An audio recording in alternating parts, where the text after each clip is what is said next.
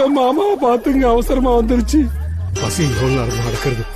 ஆஹா, ஜமீன் வீட்டு சாதம் நல்லியும் பிரமாதம், இதுவே எனக்கு போதும். ஆஹா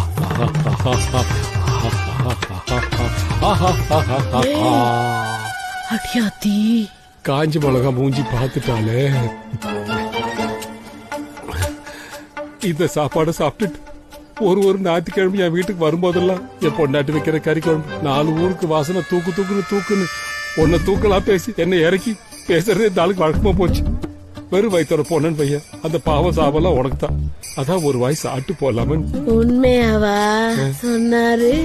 என்னதான் வகையா சமைச்சு போட்டாலும் பச்சை தவளைய முழுங்கின மாதிரி உருன்னு இருப்பான். என்னைக்காவது மூஞ்ச பார்த்து சொல்லக்கூடாது. சொல்ற மாதிரியா இருக்கும் மூஞ்சி. நான் சாப்பிட்டுமாக்கா? சாப்பிடுமா, எல்லாத்தையும் நல்லா போட்டு சாப்பிடுடி, கூச்சப்படாம. மெதுவா சாப்பிடுறி, குத்திக்க போகுது.